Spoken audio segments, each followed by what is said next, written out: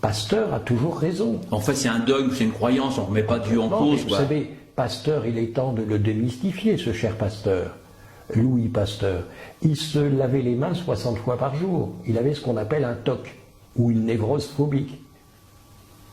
Il avait peur des microbes. Voilà ce qu'est Pasteur. Le cas, on nous dit que Pasteur a guéri de la rage le petit Meissner. Quand on voit l'histoire du petit Meissner, c'est vrai qu'il a été mordu par un chien. Bon.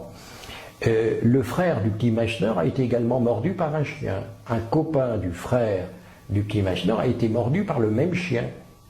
Seul le petit Meissner, l'un des enfants Meissner, a été vacciné. Et on nous a dit, parce que Pasteur était très fort pour ce qui était de l'aspect commercial et mercantile des choses. Ça, c'était un génie. Parce qu'il arrivait à convaincre les gens avec des choses fausses, en disant que c'était des vérités. Eh bien, le petit Meissner, en fait, le chien n'était pas enragé, puisque le frère et le copain ont été mordus par le même chien, ils n'ont pas eu de vaccin, ils ne sont pas morts. Donc la seule conclusion qui s'impose, Pasteur a menti. Mais il a menti bien d'autres fois, Pasteur. Le ver à soie, je lui reconnais ce mérite, ok. Mais pour le reste, pour les vaccinations, vous savez, je travaille sur les vaccins depuis 35 ans, et j'essaye encore de trouver un vaccin qui ait apporté la preuve de son efficacité, et je n'en trouve pas. Et d'autres confrères avec qui je discute disent la même chose. Tout ce que vous avez dit là, c'est des choses qui sont entre guillemets plus ou moins connues, pas de tout le monde et loin de tout le monde, mais il y a encore des choses qui sont vraiment secrètes. Et 2 médecins aux États-Unis ont payé de leur vie au mois de juin-juillet 2015, hein, donc tout récemment. Ils ont découvert qu'il y avait des produits dans... Alors, on a, sur nos sites, on a des explications sur tout cela, c'est trop long. Ils ont découvert qu'il y avait dans les vaccins des produits qui empêchaient l'organisme de lutter contre les cancers. Donc, non seulement ils mettent des produits cancéreux, et il y en a des quantités, on vient de le voir, mais il y a secrètement un produit qui est introduit dans les vaccins pour empêcher le système de défense immunitaire normal du corps humain, qui va logiquement lutter contre les cancers. On en fait tous les jours des cancers, on lutte contre et on n'en a pas, Dieu merci. Mais en mettant ce produit, on empêche l'organisme de le faire, ce qui facilite donc la prolifération des cancers. Ces 2 médecins ont été retrouvés morts au moment où ils devaient faire cette publication. Et depuis juin 2015, on en a une 50aine de médecins qui veulent dénoncer la composition des vaccins et notamment ce problème. On en a une 50aine de disparus, de suicidés, d'accidents de voiture ou de carrément assassinés, puisque tout dernièrement, ces jours-ci, un médecin a été retrouvé assassiné avec toute sa famille. Voilà. Que des médecins qui veulent remettre à plat ce problème des vaccins. Alors docteur, j'espère qu'on va se retrouver prochainement et que vous n'avez pas des tendances suicidaires. Pour le vaccin ROR, ça a été aussi connu, des rétrovirus, des contaminations par des rétrovirus. Qui dit rétrovirus dit possibilité de cancérisation en plus, comme s'il n'y avait pas assez de phénomènes de cancérisation, on les augmente. Et alors concernant l'ADN, la contamination des cultures par de l'ADN, eh bien on retrouve des traces de benzonase, qui est une enzyme que l'on retrouve dans les vaccins, et cette enzyme est capable de couper les acides nucléiques ADN, ARN, et c'est la preuve de son utilisation dans le processus de fabrication des vaccins. Ça c'est grave, hein, couper. Il y a assez des rayonnements ionisants pour couper les. C'est très grave. C'est très grave. Alors tous les types de cellules, tous les types de cellules continues, c'est-à-dire Vero et CHO, sont concernés par la contamination par de l'ADN. On voit d'ailleurs maintenant avec les vaccins contre le cancer du col, on a retrouvé dans le cerveau de l'ADN hétérogène. C'est-à-dire qu'on est en train de déshumaniser l'être humain, ni plus ni moins. On a notre propre ADN, mais on en rajoute de l'ADN étranger, et notamment de l'ADN animal. Et d'ailleurs, il y a une étude qui est... Enfin, il y a des... Comment dire? On est en train de travailler depuis plusieurs années, un bouquin vient de sortir sur la marchandisation des produits issus des avortements humains. Puisqu'on fait à partir des cellules, alors vous avez les cellules de, notamment le sérum de veau, le sérum fœtal de veau, vous avez le sérum humain qui sert comme milieu de culture, comme accélérateur, parce que ce n'est pas suffisant. Ils ont les cellules cancéreuses, mais il faut encore ajouter du sérum fœtal, humain, enfin animal ou humain. Alors animal, ça peut être du porc, ça peut être du rat aussi, et on éloigne tout savoir là-dedans, parce qu'ils ont aussi leur propre vécu, ces animaux.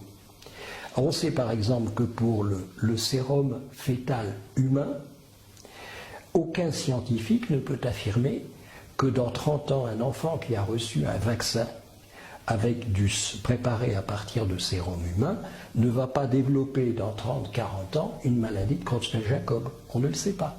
On n'a aucune preuve scientifique. Voilà où on en est. Donc on est dans l'inconnu la plus totale.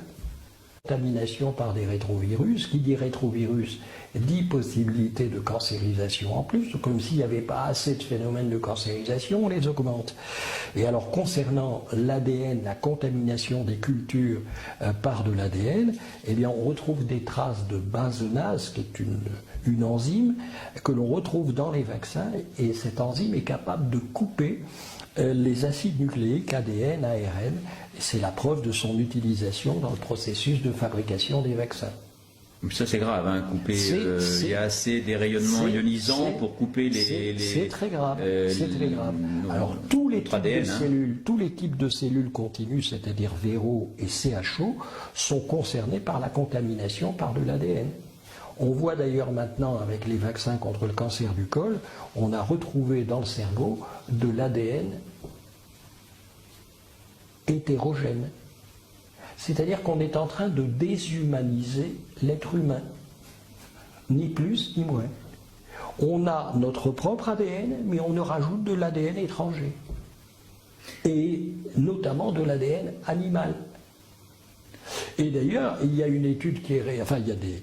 Comment dire? On est en train de travailler, depuis plusieurs années, et un bouquin vient de sortir, sur la marchandisation des produits issus des avortements humains. Puisqu'on fait à partir des cellules... Alors, vous avez les cellules de... notamment le sérum de veau, le sérum fœtal de veau, vous avez le sérum humain qui sert comme milieu de culture, comme accélérateur, parce que ce n'est pas suffisant. Ils ont les cellules cancéreuses, mais il faut encore ajouter du sérum fœtal, humain, enfin animal ou humain. Alors animal, ça peut être du porc, ça peut être du rat aussi, et on éloigne tout savoir là-dedans, parce qu'ils ont aussi leur propre vécu, ces animaux. On sait par exemple que pour le sérum fœtal humain, aucun scientifique ne peut affirmer que dans 30 ans, un enfant qui a reçu un vaccin préparé à partir de sérum humain ne va pas développer dans 30-40 ans une maladie de Creutzfeldt-Jakob. On ne le sait pas. On n'a aucune preuve scientifique. Voilà où on en est. Donc on est dans l'inconnu la plus totale. J'avais en 2000 envoyé une sommation, adressé, pardon, c'est le terme exact, une sommation interpellative il y a 15 ans, en 2000, à M. Lionel Jospin, Premier ministre. Ça a été édifiant, ce serait à publier l'humour avec lequel l'huissier de justice a retraduit toutes les démarches qu'il a effectuées au niveau du ministère. Cette sommation interpellative par rapport au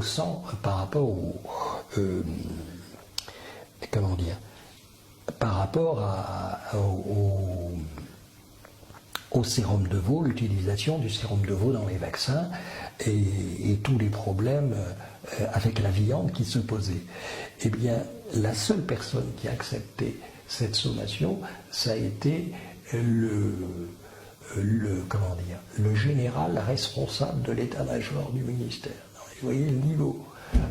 Plus on est incompétent, plus on devient responsable, quoi. En gros, c'est ça. Bien, Madame Marisol Touraine c'est une ministre, et comme tout ministre, elle est capable de tenir plusieurs langages. Maintenant, vous posez la question de la vaccination, il ne faut pas oublier que nous sommes au pays de Pasteur. Et que la vaccination, c'est un dogme, c'est donc une vérité, entre guillemets, érigée comme un dogme, tel un dogme, et c'est ni plus ni moins qu'une religion d'État. Car les médecins n'ont pas à discuter de la vaccination, d'ailleurs ça ne se discute pas, c'est ce que nous dit Madame Marisol Touraine, et le médecin qui a le culot de donner un avis contraire est poursuivi pour délit d'opinion, parce qu'en France on ne peut avoir qu'une seule opinion en matière de santé. Docteur, c'est important ce que vous dites là, les délits d'opinion, ça va pas loin, on va pas radier un médecin sous prétexte qu'il a donné son avis sur les vaccins. Malheureusement, si, monsieur.